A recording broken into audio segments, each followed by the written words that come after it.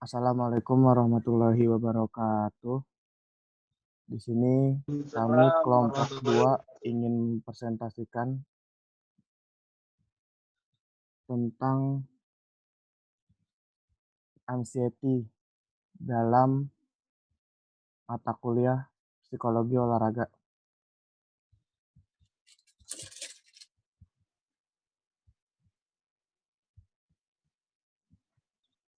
Di sini saya kelompok 2, ada saya Arianto Dinesta Utama, Saya David Nurrohman. Saya Ikhwan Adityo. ingin mempresentasikan tentang anxiety atau biasa disebut kecemasan dalam olahraga.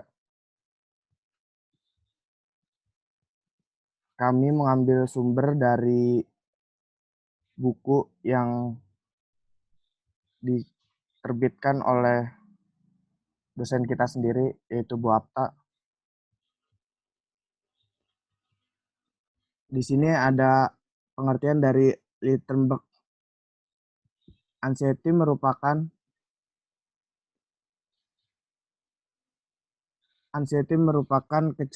kecenderungan belajar untuk menanggapi kecemasan kognitif dan somatik terhadap situasi olahraga yang kompetitif.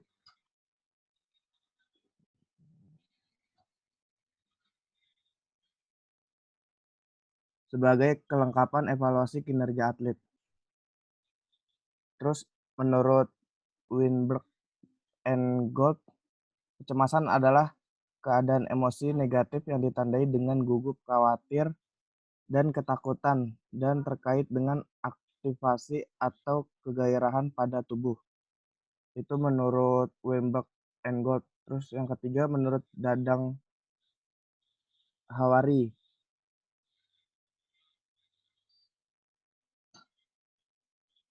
Kecemasan adalah gangguan alam perasaan atau afektif yang ditandai dengan perasaan ketakutan atau kekhawatiran yang mendalam dan berkelanjutan.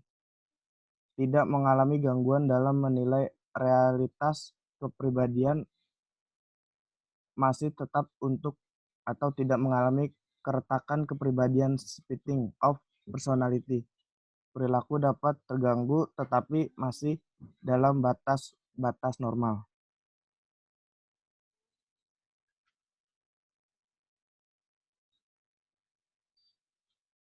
Terus selanjutnya itu jenis-jenis anxiety. Di sini terbagi menjadi dua. Yang pertama, state anxiety. State anxiety adalah keadaan emosional yang terjadi mendadak pada waktu tertentu yang ditandai dengan kecemasan, takut, tegang, dan biasanya kecemasan ini terjadi saat menjelang pertandingan. Itu tadi pengertian dari state anxiety. Terus yang kedua, trait anxiety. Trait anxiety adalah rasa cemas yang merupakan sifat pribadi atau bawaan.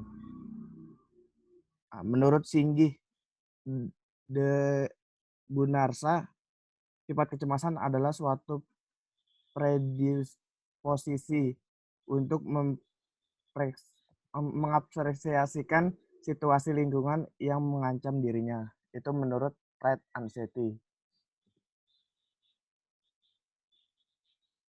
Ya, lanjut. Yang ketiga ada sumber NCT. Sumber NCT itu terbagi menjadi dua bagian, yaitu sumber dari dalam dan sumber dari luar. Sumber dari dalam itu terbagi lagi menjadi tiga, yaitu yang satu olahragawan terlalu terpaku pada kemampuan teknisnya. Akibatnya didominasi oleh pikiran-pikiran yang selalu membebani, seperti komitmen yang berlebihan bahwa harus bermain sangat baik. Yang kedua ada munculnya pikiran-pikiran negatif. Jadi,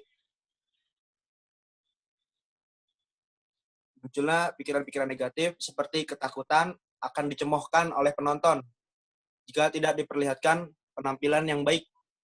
Lalu yang ketiga ada alam pikiran olahragawan akan sangat dipengaruhi oleh kepuasan yang secara subjektif dirasakan di dalam dirinya. Pada olahragawan akan muncul perasaan khawatir akan tidak mampu memenuhi keinginan pihak luar sehingga menimbulkan ketegangan baru. Yang kedua, ada sumber dari luar, yaitu munculnya berbagai rangsangan yang membingungkan. Rangsangan tersebut dapat berupa tuntutan yang diharapkan dari luar yang menimbulkan keraguan pada olahragawan tersebut. Yang kedua, ada pengaruh massa. Lalu yang ketiga, ada saingan yang lain bukan lawan tandingnya. Yang keempat, ada pelatih yang memperlihatkan sikap tidak mau memahami bahwa telah berupaya sebaik-baiknya. Yang kelima, ada hal-hal non-teknis seperti kondisi lapangan, cuaca yang tidak bersahabat, angin yang tertiup terlalu kencang, atau peralatan yang dirasa tidak memadai. Lalu slide berikutnya, Rik.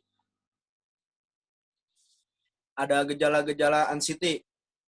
Gejala anxiety itu berpengaruh terhadap diri seseorang baik berupa gangguan fisiologis dan non-fisiologis. Beberapa ahli menjelaskan bahwa kecemasan mengakibatkan gangguan. Ada beberapa macam gangguan gejala anxiety dan kompleksitas tetapi dapat dikenali. Berikut gejala-gejala apabila olahragawan mengalami anxiety yang dilihat dari ciri-ciri kognitif anxiety dan somatik anxiety, yaitu meliputi individu cenderung terus-menerus merasa khawatir akan keadaan yang buruk yang akan menimpanya atau orang lain yang dikenalnya dengan baik. Yang kedua, ada gejala somatic anxiety, meliputi sering berkeringat berlebihan walaupun udara tidak panas dan bukan setelah berolahraga. Jantung berdegup cepat dan wajah terlihat pucat.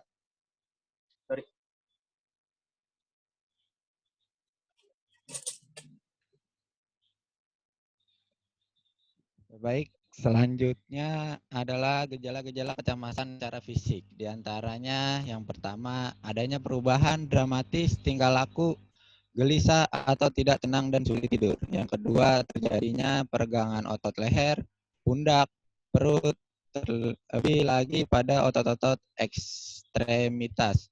Yang ketiga, terjadi perubahan irama pernafasan. Yang keempat, terjadi kontraksi otot pada dagu, sekitaran mata, dan rahang. Sedangkan secara psikis yaitu ada 5. Yang pertama, gangguan pada perhatian dan konsentrasi. Yang kedua, perubahan emosi.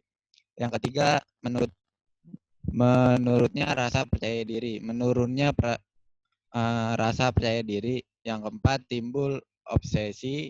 Yang terakhir, tidak ada motivasi. Selanjutnya, next.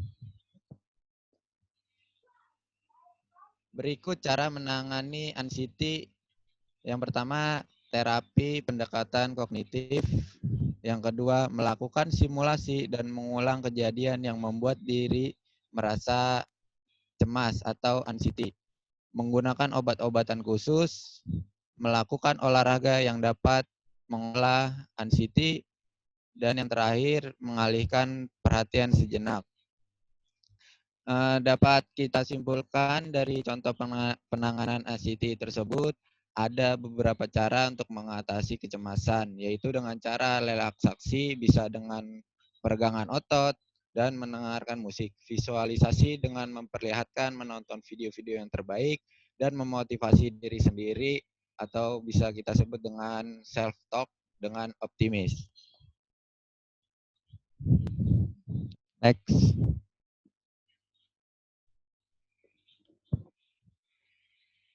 Next, Tok.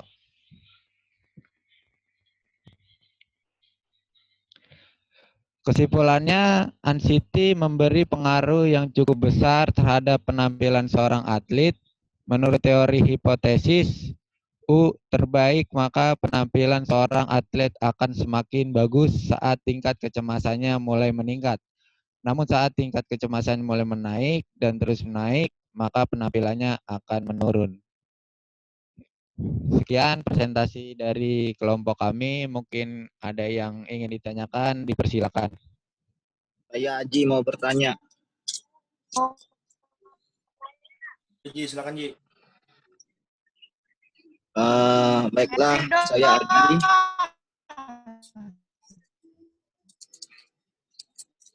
Baiklah, moderator izin bertanya.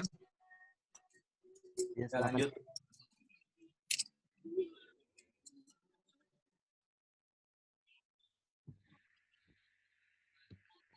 Mau nanya apa, Ji? Catat. Iya, ini lagi catat. Apa? Maaf Ji, suara putus-putus Ji.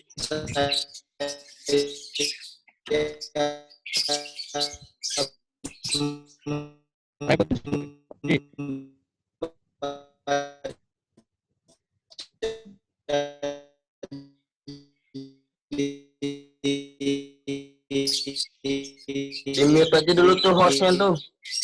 Dari hostnya kan bisa mute kan.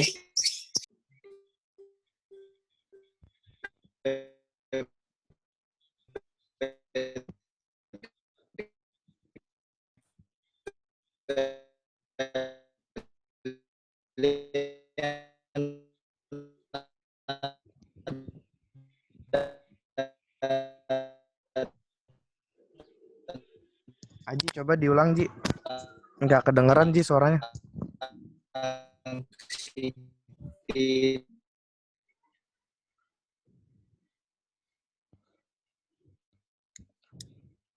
Dikecilin Keluar, aja dia toh keluar. itu PowerPoint-nya toh.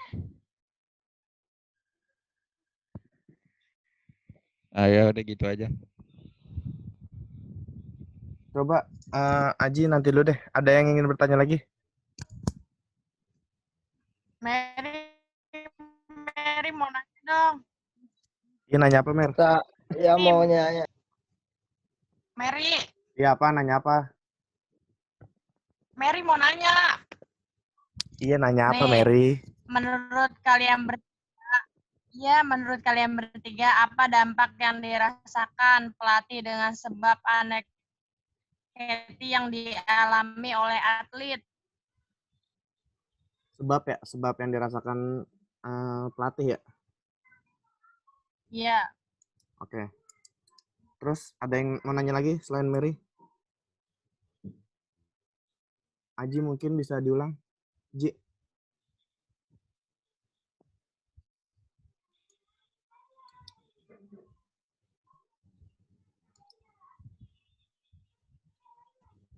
Atau enggak saya jawab dulu pertanyaan dari Mary deh.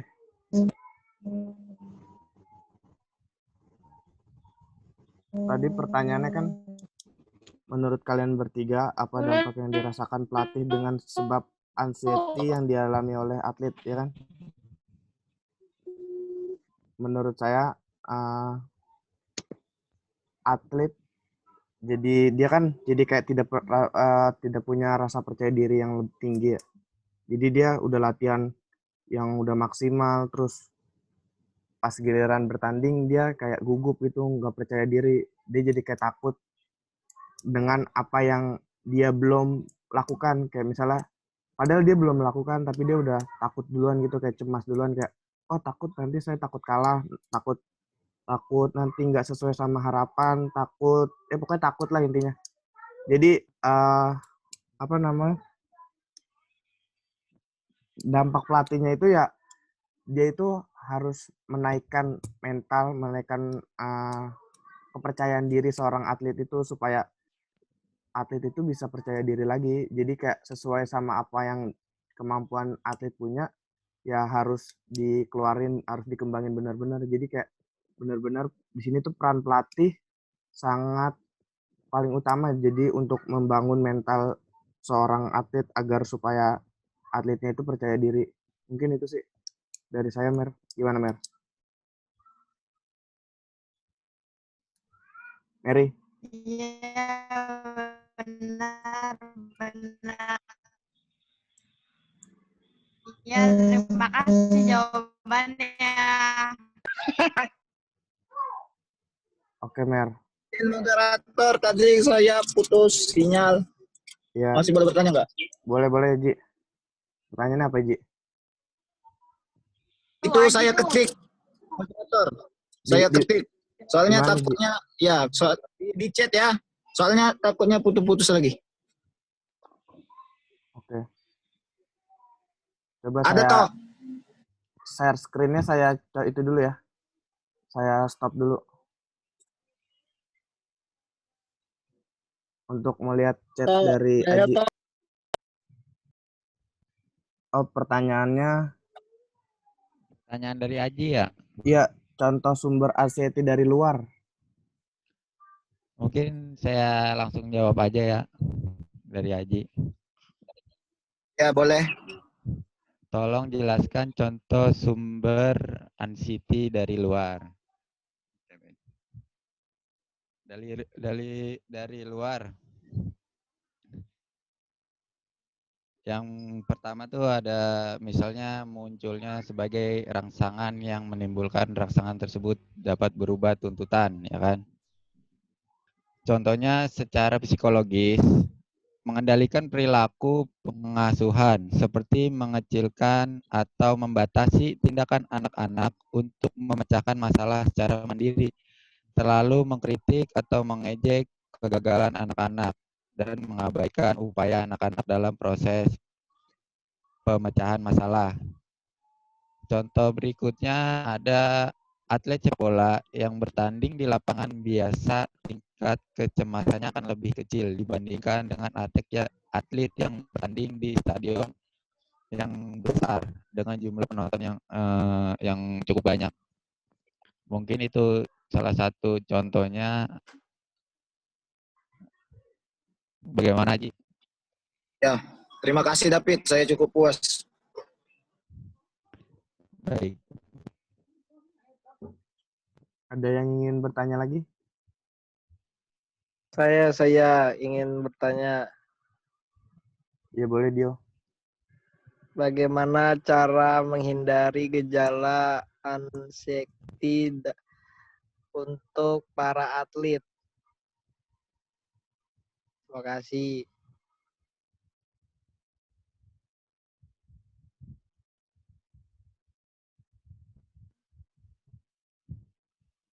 Mungkin saya akan menjawab pertanyaan dari Dio. Jadi cara menangani anxiety itu pada atlet, yang pertama itu bisa menggunakan obat-obatan Dio yang tergolong anti-anxiety drugs bagi olahragawan yang memiliki trait anxiety. Penggunaan obat ini harus sesuai dengan petunjuk dokter ahli, nggak sembarangan jadi memakai obat-obatan ini. Yang kedua, ada menggunakan simulasi, yaitu membuat suatu keadaan seolah-olah sama dengan kondisi pertandingan yang sesungguhnya. Tapi cara ini sulit dilakukan pada olahraga individu, kayak sparring partner yang dilakukan oleh sebuah tim sebelum mereka berkompetisi. Yang ketiga, ada metode meditasi, yaitu metode relaksasi sederhana sampai pada visualisasi ya untuk mengubah sikap. Udah, Dio, cukup? Cukup. One, thank you. Dio. Mungkin pertanyaannya sudah ya. Jadi dari kelompok kami membatasi maksimal 3 dan sudah 3 pertanyaan. Terus untuk mempersingkat waktunya, saya tutup presentasi pada pagi hari ini.